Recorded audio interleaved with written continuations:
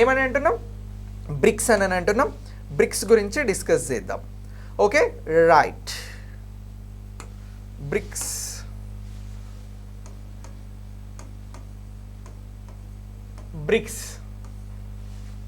బ్రిక్స్లో ఎన్ని దేశాలు ఉన్నాయి ఒక్కసారి పోస్ట్ చేయండి. బ్రిక్స్లో సభ్యత్వం కలిగిన దేశాలు ఏంటి?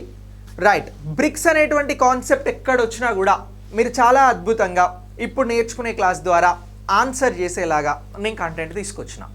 ఇగో ఈ బ్రిక్స్కి సంబంధించినటువంటి మొట్టమొదటిసారి దీని ప్రతిపాదన అనేది ఎప్పుడు రావడం జరిగింది అని అంటే, వెరీ గుడ్, మీరు చెప్పిన ఆన్సర్ రైట్. సరే, ఫస్ట్ బ్రిక్స్లో ఎన్ని దేశాలు ఉన్నాయో చెప్పాలి కదా నేను. 5 దేశాలు ఉన్నాయండి. ఎన్ని సభ్యత్వం కలిగిన దేశాలు ఉన్నాయి అని అంటే 5 సభ్యత్వం కలిగినటువంటి దేశాలు ఉన్నాయి. బ్రిక్స్లో సభ్యత్వం కలిగినటువంటి 5 దేశాలను గుర్తించండి అని అంటారు. ఇది చాలా బేసిక్ క్వశ్చన్, అడగొచ్చు అడగకపోవచ్చు, కానీ నేను చెప్తా ఉన్నా. సో బ్రిక్స్లో మొత్తం ఎన్ని దేశాలు ఉన్నాయి అని అంటున్నాం? 5 దేశాలు ఉన్నాయి. ఫస్ట్ ఏంటి? బ్రెజిల్. రెండోది ఏమంటున్నాం? రష్యా. మూడోది వచ్చి ఇండియా, మన దేశం భారత్. నెక్స్ట్ 4వది వచ్చి చైనా. 5వది వచ్చి సౌత్ ఆఫ్రికా.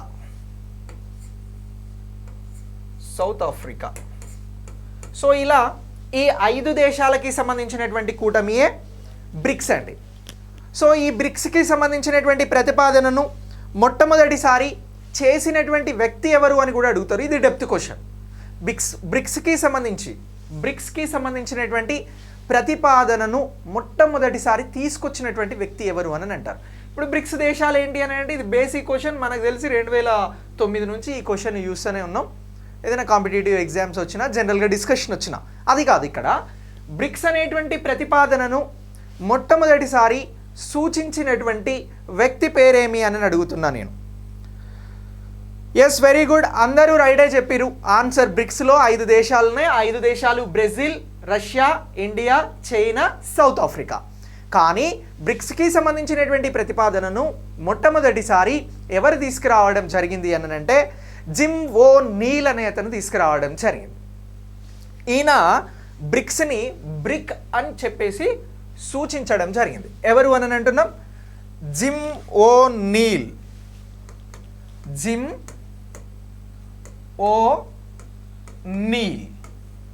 సో ఈ జిమ్ ఓ నీల్ 2001లో ఏమని సూచించాడు అని అంటే బ్రిక్ అని చెప్పేసి సూచించడం జరిగింది.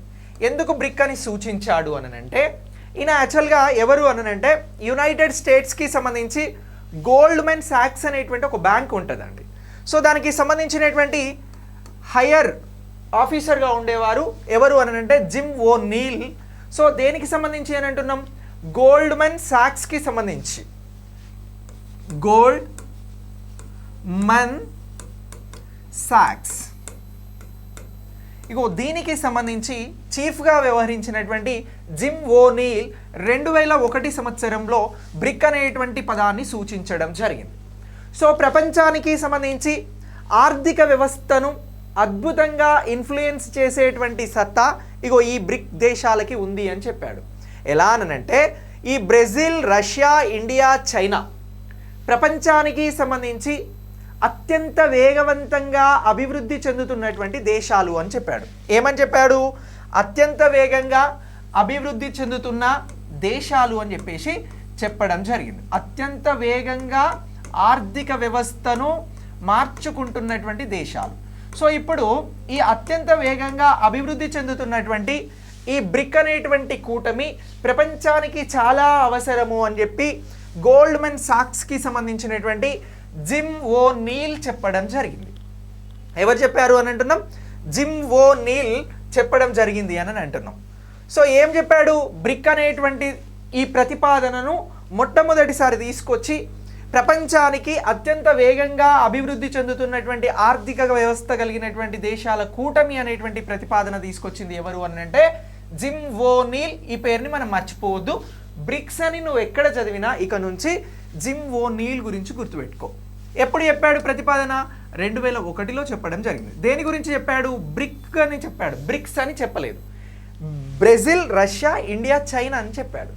సో ఇలా ఈ జిమ్ ఓ నీల్ మొట్టమొదటిసారి బ్రిక్కి సంబంధించినటువంటి ప్రతిపాదనను తీసుకురావడం జరిగింది. సో ఇలా ఈ బ్రెజిల్, రష్యా, ఇండియా, చైనాతో ఏం స్టార్ట్ అయ్యింది అని అంటే బ్రిక్స్ అనేది స్టార్ట్ కావడం జరిగింది. మరి ఈ బ్రిక్స్ని ఎప్పుడు స్థాపించారు అని చెప్పేసి నేను అడుగుతా ఉన్నా. బ్రిక్స్ అనేది ఎప్పుడు స్థాపించబడడం జరిగింది? క్వశ్చన్ని ప్రాపర్గా అర్థం చేసుకొని, బ్రిక్స్ అనేది ఎప్పుడు స్థాపించబడింది? ఇప్పుడు బ్రిక్స్ అంటున్నాం కాబట్టి నేను బ్రిక్స్ అని అంటున్నా, కానీ బ్రిక్ అనేది ఎప్పుడు స్థాపించబడింది? బ్రిక్ని ఎప్పుడు స్థాపించడం జరిగింది అని అంటే 2006 సెప్టెంబర్లో స్థాపించడం జరిగింది. ఎప్పుడు స్థాపించారు అని అంటున్నాం? బ్రిక్ అనేది ఎప్పుడు స్థాపించబడింది అని అంటే 2006 సెప్టెంబర్లో స్థాపించబడింది. ఇలా 2006న స్థాపించబడింది బ్రిక్. మీరు అందరు కూడా 2008 పెట్టారు, 14 పెట్టారు, 15 పెట్టారు, అది రాంగ్ ఆన్సర్. బ్రిక్ అనేది ఎప్పుడు స్థాపించబడింది అని అంటే 2006 సెప్టెంబర్లో స్థాపించబడింది. మరి ఇలా స్థాపించబడిన తర్వాత బ్రిక్కి సంబంధించిన మొదటి సమావేశం ఎప్పుడు జరిగింది? ఇది ఇంపార్టెంటే కదా. బ్రిక్కి సంబంధించి ఎప్పుడు స్థాపించబడి, బ్రిక్ని పరిగణించండి అని అంటారు. క్వశ్చన్ ఇదే, బ్రిక్స్ అనేది క్వశ్చన్. ఇక్కడ మనం అన్ని స్టేట్మెంట్స్ రెడీ చేసుకుందాం. ఎట్లా రెడీ చేసుకుందాం అనేది నేను చెప్తా. సో ఇప్పుడు బ్రిక్స్కి సంబంధించిన మొదటి సమావేశం ఎప్పుడు జరిగింది అని అంటున్నాను నేను.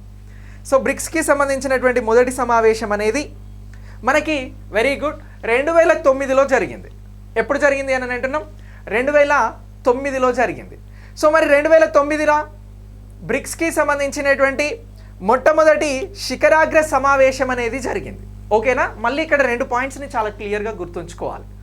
సో బ్రిక్స్ సమావేశం ఎలా స్టార్ట్ అయింది, బ్రిక్స్కి సంబంధించిన శిఖరాగ్ర సమావేశం ఎప్పుడు జరిగింది? నేను ఇప్పుడు ఇంతకుముందు అడిగిన క్వశ్చన్ బ్రిక్స్కి సంబంధించిన శిఖరాగ్ర సమావేశం ఎప్పుడు జరిగింది అని అడిగిన.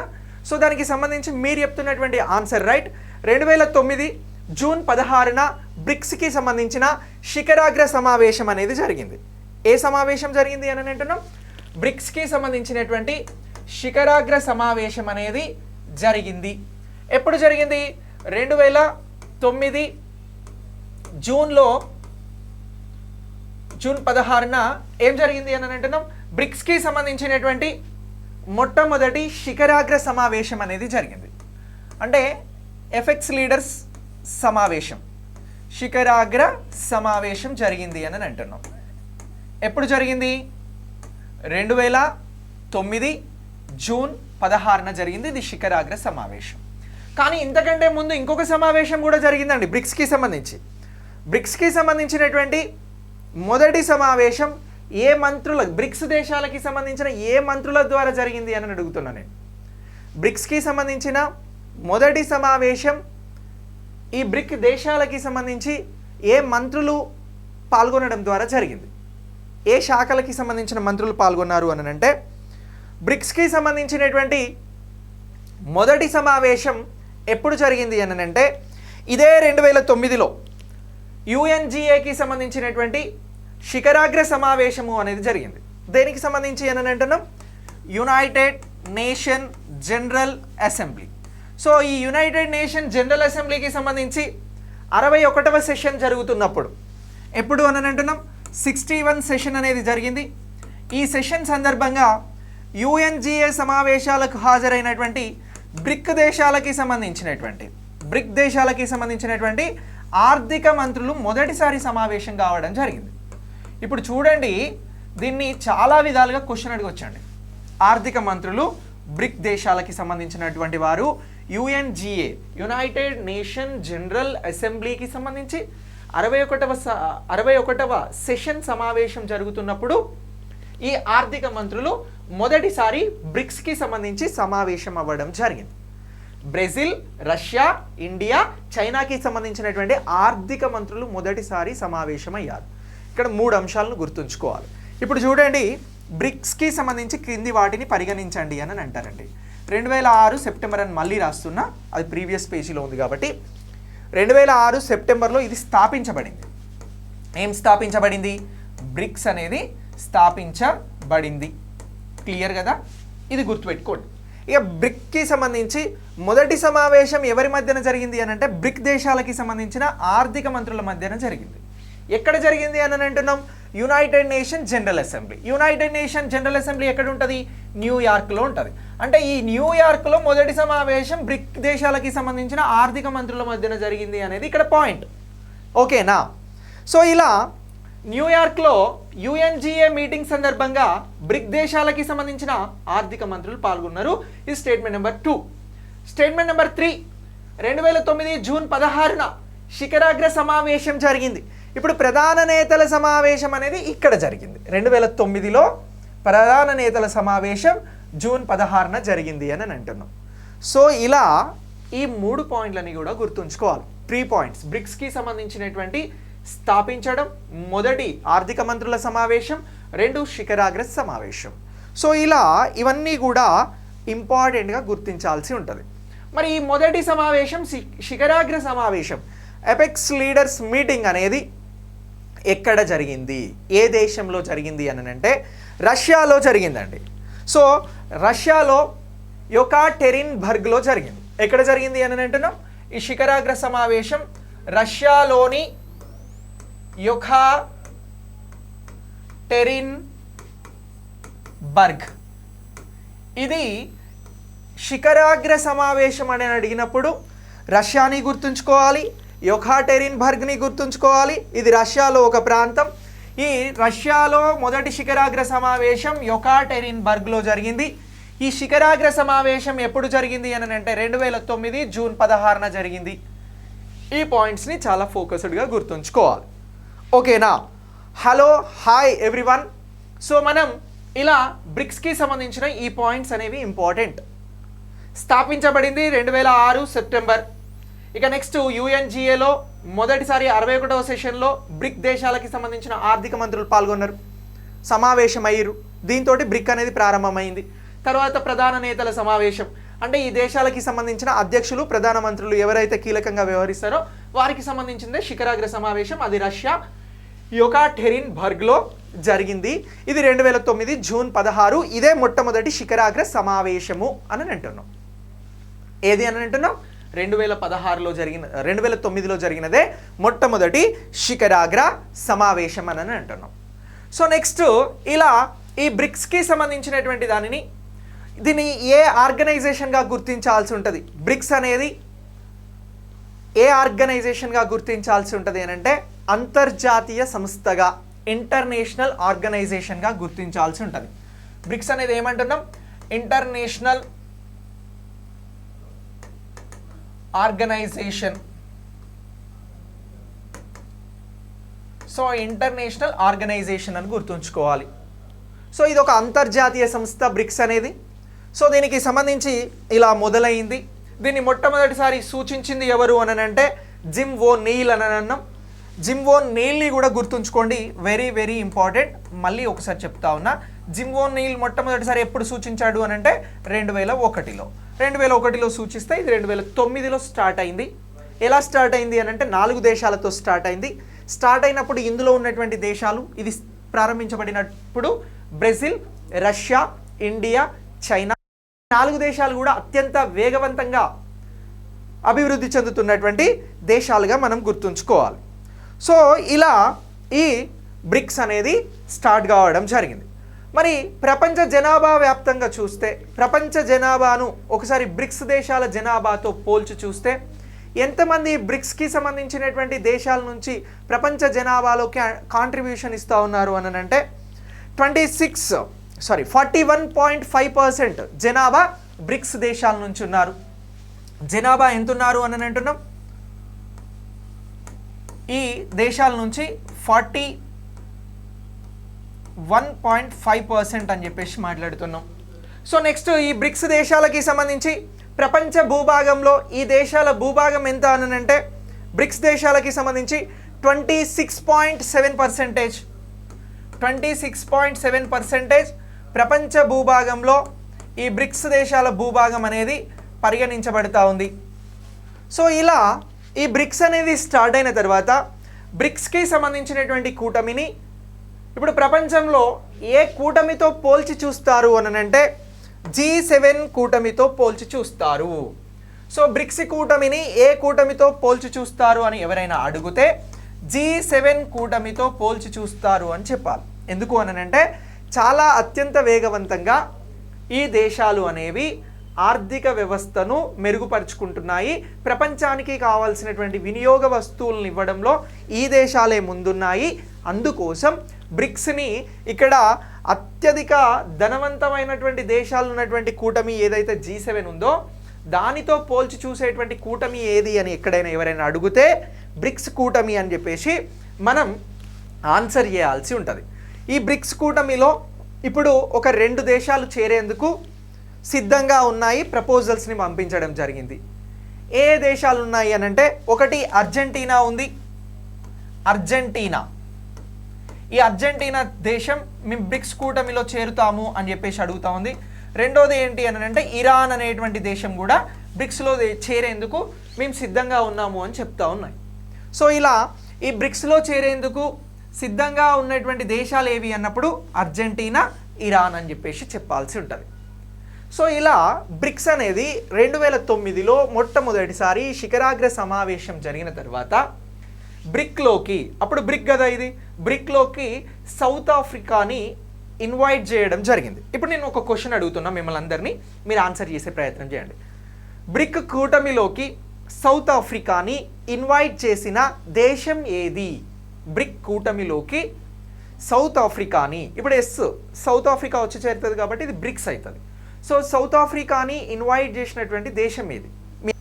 బ్రిక్ అనేటువంటి కూటమికి సౌత్ ఆఫ్రికాని ఇన్వైట్ చేసినటువంటి దేశం చైనా. ఏ దేశం ఇన్వైట్ చేసింది అని అంటున్నాం? చైనా అనేది ఇన్వైట్ చేయడం జరిగింది. బ్రిక్లోకి సౌత్ ఆఫ్రికాను ఇన్వైట్ చేసినటువంటి దేశం చైనా. సో ఈ చైనా ఇన్విటేషన్ తర్వాత సౌత్ ఆఫ్రికా అనేది 2011లో ఈ అఫీషియల్గా సౌత్ ఆఫ్రికాను తీసుకుందామని చెప్పేసి బ్రిక్ దేశాలు ఆమోదించడం జరిపింది, ఆమోదం తెలిపాయి. ఎవరు? బ్రిక్ దేశాలు చైనా ఇచ్చినటువంటి సౌత్ ఆఫ్రికా ప్రపోజల్కి ఓకే అన్నాయి, సంతకం చేశాయి. ఎప్పుడు అనంటే 2011లో సంతకం చేయడం జరిగింది. సో ఇలా సంతకం చేసిన తర్వాత ఇప్పుడు బ్రిక్ దేశాలతో పాటు సౌత్ ఆఫ్రికా అనేది కూడా చేరింది. సౌత్ ఆఫ్రికా అనేది బ్రిక్స్ కూటమిలో ఆ తరువాత కంటిన్యూ అవుతున్నటువంటి దేశం. సో ఇలా ఈ బ్రిక్లో చేరినటువంటి చివరి దేశం ఏది అని అంటే సౌత్ ఆఫ్రికా అని గుర్తుంచుకోవాలి ఇప్పుడున్నటువంటి అప్డేట్ ప్రకారం. సో ఇలా సౌత్ ఆఫ్రికా అనేది బ్రిక్లో చేరడం జరిగింది. ఈ అంశాన్ని కూడా గుర్తుంచుకోవాలి. ఇక నెక్స్ట్ నేను ఒక క్వశ్చన్ అడుగుతున్నా మిమ్మల్ని అందరినీ. మళ్ళీ క్వశ్చన్ ఏంటి అని అంటే బ్రిక్ 2023 సమావేశం ఎక్కడ జరగబోతా ఉంది? బ్రిక్కి సంబంధించినటువంటి ప్రెసిడెన్సీ బాధ్యతలను నిర్వహిస్తూ 2023 సమావేశం ఎవరు ఎక్కడ నిర్వహిస్తున్నారు అని చెప్పేసి నేను క్వశ్చన్ అడుగుతా ఉన్నా. సో బ్రిక్కి సంబంధించినటువంటి 2023 సమావేశం ఎక్కడ జరగబోతుంది? శిఖరాగ్ర సమావేశానికి సంబంధించి. సరే, ఒక్కసారి మనం బ్రిక్కి సంబంధించినటువంటి మొట్టమొదటి సమావేశం 2009లో శిఖరాగ్ర సమావేశం జరిగింది అని మాట్లాడినాం. నేను ఒకసారి క్లియర్ చేస్తాను ఇప్పుడు అడిగిన క్వశ్చన్కి ఆన్సర్ని. 2009లో శిఖరాగ్ర సమావేశం బ్రిక్కి సంబంధించి రష్యాలో జరిగింది. మరి ఇప్పుడు 2023 సమావేశం అని అడిగిన 2023కి సంబంధించినటువంటి సమావేశం అనేది ఎక్కడ జరిగింది అని అంటే, ఎక్కడ జరగబోతుంది అని అంటే ఇది సౌత్ ఆఫ్రికాలో జరగబోతుందండి. బ్రిక్స్. సో ఏమంటున్నాం? 2023 సమావేశం గురించి మాట్లాడుతున్నాం. 2023 బ్రిక్ సమావేశం అనేది ఎక్కడ జరుగుతుంది అని అంటే సౌత్ ఆఫ్రికాలో జరగనుంది. ఎక్కడ జరగనుంది అని అంటున్నాం? సౌత్ ఆఫ్రికాలో జరగనుంది. ఇక 2022 ఎక్కడ జరిగింది అని అంటే చైనాలో జరిగింది. 2021 సమావేశం ఎక్కడ జరిగింది అని అంటే ఇండియాలో జరిగింది. ఓకేనా? ఇలా ఈ 3 శిఖరాగ్ర సమావేశాలను గురించి మనం ప్రత్యేకంగా గుర్తుంచుకోవాలి. ఎందుకు అని అంటే ఇలాంటివి కలిపి అడుగుతాడు. ఇటు ఇయర్స్ ఇస్తాడు, ఇటు దేశాలు ఇస్తాడు. దెన్ లేకపోతే బ్రిక్స్కి సంబంధించిన విజేతపరచండి అని అంటాడు, ఇటు దేశాలు ఇచ్చి ఇటు ఇయర్స్ అయినా అడుగుతాడు. అప్పుడు వీటిని గుర్తుంచుకోవాలి. ఇక్కడ ఇంకో అంశాన్ని కూడా చెప్తా. సో ఇంకో అంశం ఏంటి అని అంటే ఇప్పటివరకు బ్రిక్స్ సమావేశాలు భారత్లో ఎన్నిసార్లు జరిగాయి? క్వశ్చన్ ఇది. భారత్ బ్రిక్స్ సమావేశాలు ఎన్నిసార్లు జరిగినాయి? ఆన్సర్ చేయాలి. భారత్లో ఎన్నిసార్లు జరిగినాయి అని అడిగినాం. ఒకవేళ క్వశ్చన్ ఇలా అడుగుతాయి, బ్రిక్స్కి సంబంధించినటువంటి సమావేశాలు భారత్లో ఎన్నిసార్లు జరిగాయి, ఏ ఏ సంవత్సరాలలో జరిగాయి అని చెప్పేసి అడుగుతారు. సో అప్పుడు మనం దీనికి సంబంధించిన ఆన్సర్ ఇవ్వాల్సి ఉంటుంది. వెరీ గుడ్, ఇయర్స్తో సహా చెప్తా ఉన్నారు. 2012లో మొదటిసారి జరిగిందండి. సో 2012, తర్వాత 2016, తర్వాత 2021, ఈ 3 సంవత్సరాలని మనం చాలా ప్రత్యేకంగా గుర్తుంచుకోవాలి. ఈ 3 టైమ్స్ కూడా బ్రిక్స్ సమావేశాలు అనేవి ఇండియాలో జరిగాయి. అంటే ఇండియా అనేది దీనికి సంబంధించినటువంటి ప్రెసిడెన్సీని కొనసాగించింది. ఇండియాలో 3 టైమ్స్ జరిగాయి. ఒకటి 2012, మరొకటి 2016, మరొకటి 2021. 2012, 2016, 2021 అని చెప్పేసి గుర్తుంచుకోండి. ఇది బ్రిక్స్కి సంబంధించినటువంటి శిఖరాగ్ర సమావేశాలు 3 సార్లు భారత్లో జరిగాయి అనేది అంశం.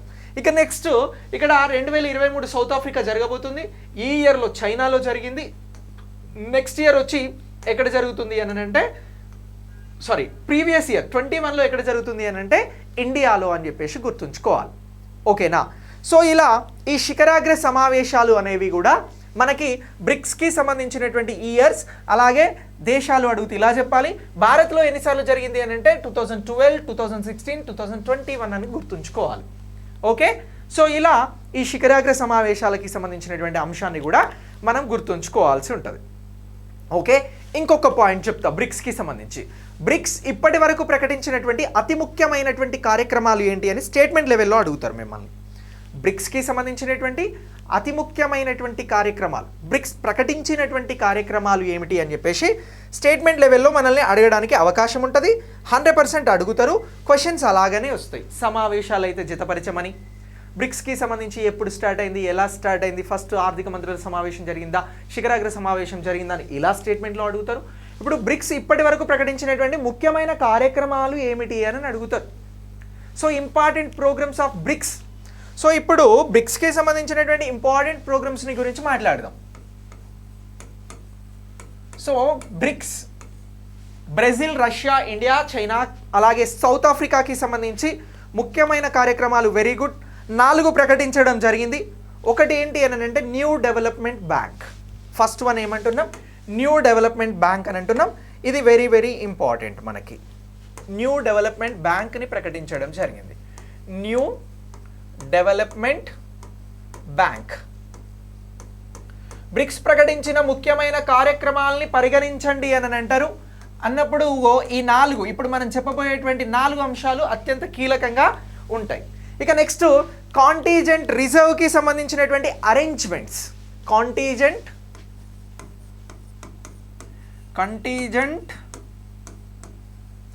రిజర్వ్ అరేంజ్మెంట్స్ ఇది ఒక రెండో కార్యక్రమం. ఏం లేదండి, ప్రపంచానికి సంబంధించి ఈ బ్రిక్స్ దేశాలకి సంబంధించి డబ్బుల విషయంలో ఏదైనా కొరత ఏర్పడినప్పుడు ఈ అరేంజ్మెంట్స్ జరగాలి. అదే కంటీజెంట్ రిజర్వ్స్కి సంబంధించినటువంటి అరేంజ్మెంట్స్. ఆర్థిక పరమైనటువంటి సమస్యలు వచ్చినప్పుడు మనం ఈ రిజర్వ్స్ని ఏర్పాటు చేసుకోవాలని చెప్పేసి బ్రిక్స్ అనేది మరొక ప్రోగ్రామ్ని ప్రకటించడం జరిగింది. నెక్స్ట్ మూడోది ఏంటి అని అంటే బ్రిక్స్కి సంబంధించిన చెల్లింపుల వ్యవస్థ అని అంటున్నాం. మూడోది ఏమంటున్నాం, బ్రిక్స్కి సంబంధించిన చెల్లింపుల వ్యవస్థ. అంటే పూర్తిగా ఈ చెల్లింపుల వ్యవస్థ అని అంటే ఏంటి అని అంటే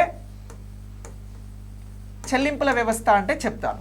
ఇప్పుడు ప్రపంచంలో అందరికీ సంబంధించినటువంటి ద్రవ్యాన్ని మనం ఎలా చూస్తున్నాం అంటే ఈ చెల్లింపులకి సంబంధించి అంటే డాలర్స్లో చూస్తున్నాం. ఈ డాలర్స్కి సంబంధించినటువంటి ఆధిపత్యాన్ని తగ్గించేందుకోసం వచ్చినటువంటిదే ఈ బ్రిక్స్ చెల్లింపుల వ్యవస్థకి సంబంధించినటువంటి అంశం. అంటే ప్రత్యామ్నాయ కరెన్సీని డెవలప్ చేయాలి అనేది మరొక అంశం. ఇక దీని తర్వాత 4వ అంశం ఏమంటున్నాము అని అంటే బ్రిక్స్కి సంబంధించినటువంటి రిజర్వ్ కరెన్సీని తీసుకురావడం గురించి మాట్లాడారు. Bricks reserve currency.